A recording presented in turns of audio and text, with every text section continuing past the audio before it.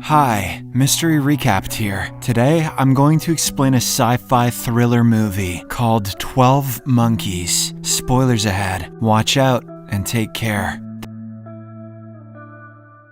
The movie opens in 2035 as a prisoner named James Cole wakes up in a cell after the warden yelled out his name. It is revealed that in 1996, a group known as the 12 Monkeys released a deadly virus which wiped out almost all of humanity. In the present day, human survivors live beneath the surface under the leadership of a group of scientists, while wild animals wander outside. Currently, James has been chosen for a special mission because of his great memory and observation skills. He is to go back in time to 1996 with the help of a machine that they are currently working on. Once there, James has to find the source of the virus outbreak and collect samples of insects that the scientists will use to create a vaccine. If he's successful, they'll reduce his sentence and help humanity return to the surface. However, James is accidentally teleported to Philadelphia in 1990, where he is captured by the police. Psychiatrist Catherine Rayleigh is then called to the police station, where she finds James chained to the floor. Between the time travel and the beating he's taken from the cops, James's mind isn't exactly clear, so he tries his best to explain that he needs to gather information for an emergency. When he mentions 1996, the psychiatrist corrects him and says it's 1990, meaning the time machine glitched. Catherine patiently hears what he has to say, but cannot comprehend anything. Therefore, she assumes James is mentally ill and takes him to an asylum. There, another patient named Jeffrey gives him a tour of the facility while continuously ranting against the system, corporations, and how humans are destroying the planet. Later, James is taken to see the psychiatrists, and he tries his best to tell them about the virus and the 12 monkeys. The doctors obviously don't believe him, so James says he can prove it with a phone call. However, when he tries the number that the scientists gave him, it's picked up by a mother from a normal household. He realizes that since this is 1990 and not 1996, that number doesn't connect to the proper answering machine yet. The next day, Jeffrey joins James in the common room where the patients watch a news story about a scientist carrying out experiments on animals. They both agree it is cruel, and James says that humanity deserves to be destroyed after all. His crazy friend is shocked, but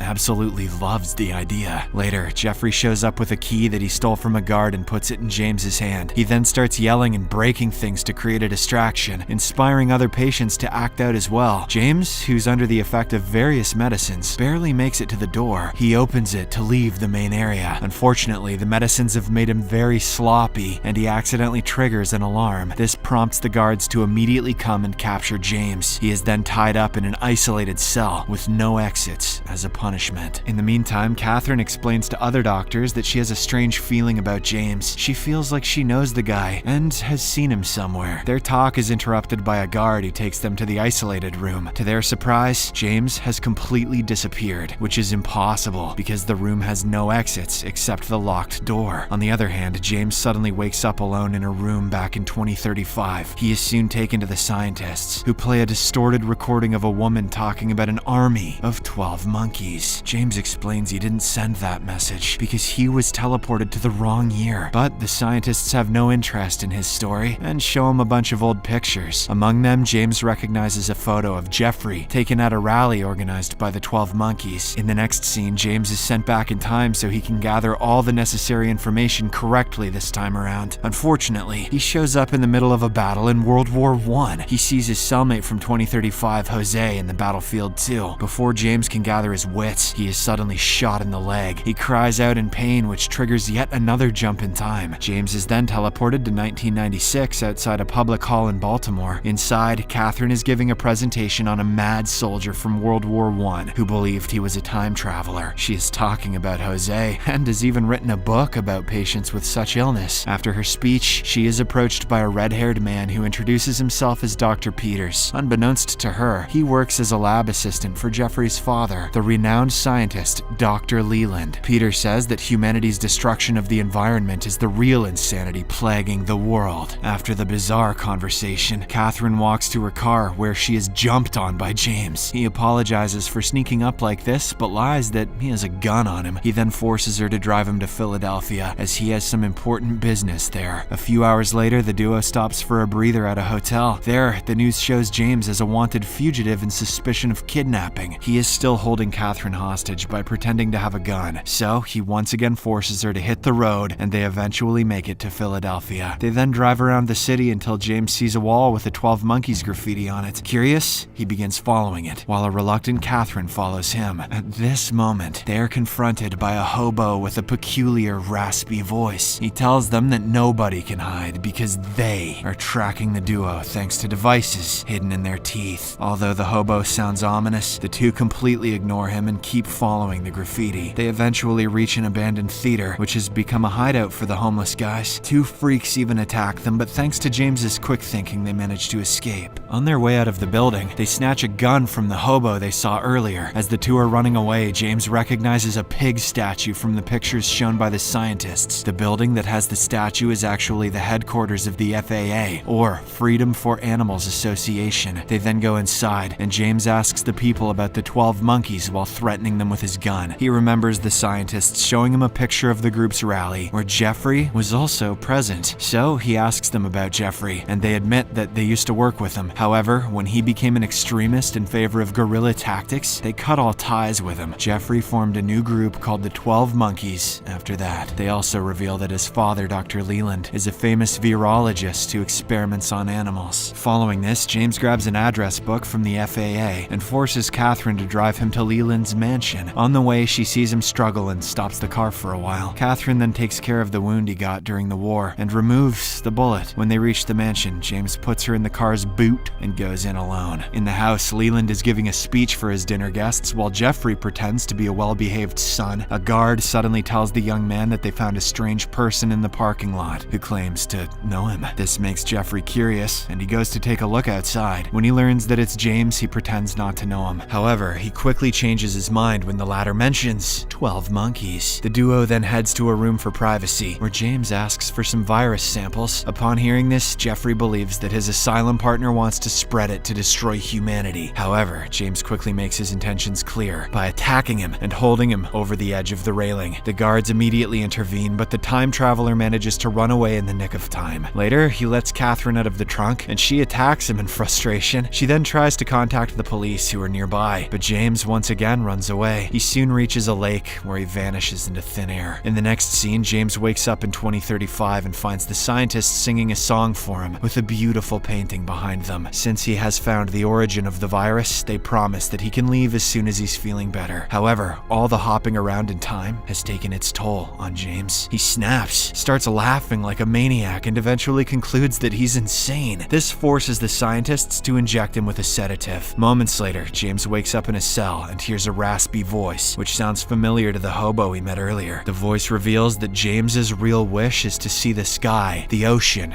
and to be with her. Back in 1996, Catherine receives a call from a detective who explains the bullet from James's wound has been analyzed. The ballistic reports indicate it was fired sometime before 1920. This freaks Catherine out, so she rushes to check her research on the World War I soldier who proclaimed to be from the future. In one of the photos from that era, she finds a hazy image of James and finally believes his story. She then remembers Jeffrey Goins, a patient at the mental asylum in Philadelphia where James was also admitted in 1990. Jeffrey used to continuously talk about bringing down the system and ending human cruelty on animals. Catherine does some digging and learns that she's actually the son of Dr. Leland Goins. So she calls the virologist and informs him that his son might steal the virus. Leland promises to look into the matter and asks his assistant, Dr. Peters, to upgrade their security measures. Elsewhere, in 2035, James tries to convince the scientists to send him back to 1996. They give him a pop quiz about the virus, making him list all the locations and chronology in which it appeared. James passes it without issue and is eventually sent back to 1996. Meanwhile, Catherine is outside the FAA, trying to find a way in. She meets the activist group, who reveal that they are still working with Jeffrey, and he's their leader. At this moment, James also shows up and immediately tells Catherine that he wants to surrender because he's accepted. He's crazy. Catherine then drags him away to a hotel where she pays for only a few hours lodging. This makes the receptionist assume she's a call girl, so he discreetly calls the neighborhood pimp. In the room, Catherine tries to convince James that he is not crazy. However, his mind is tired from all the time hopping, craving, and he simply wants to have a normal life with her. Just as the two hug, the neighborhood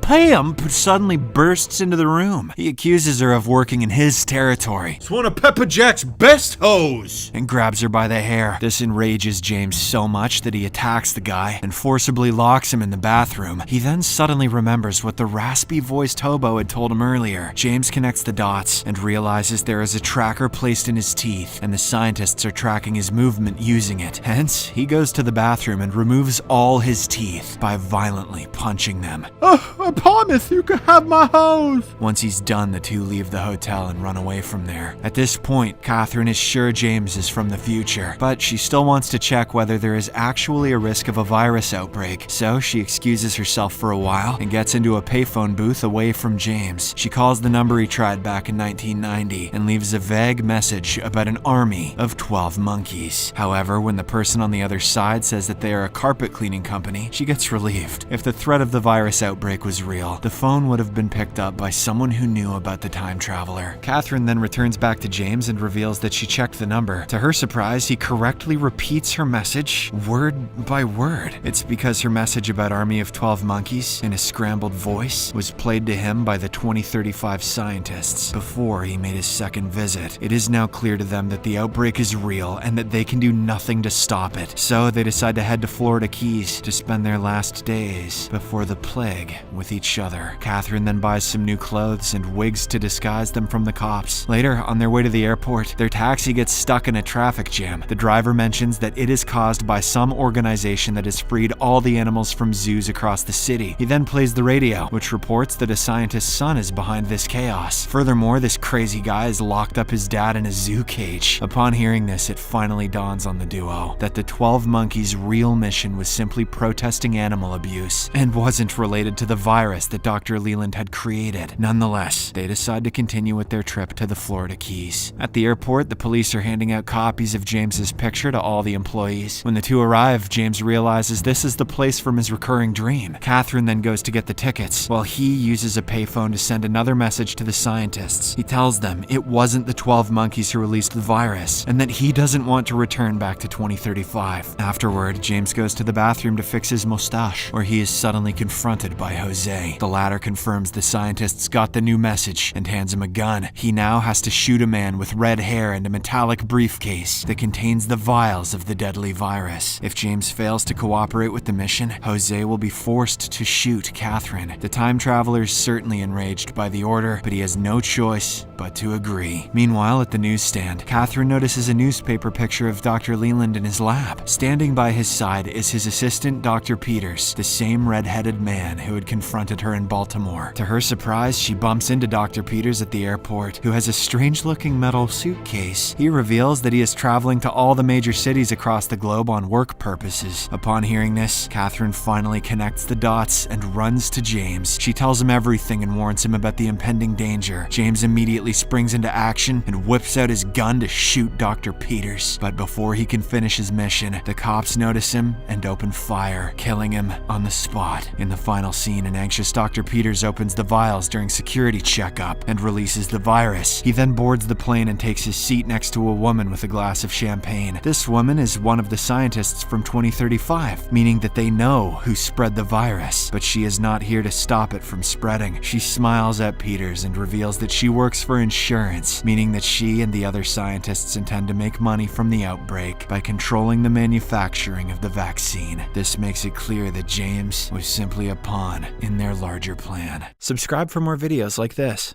turn on notifications, and leave a like to help the channel out. Thank you for watching.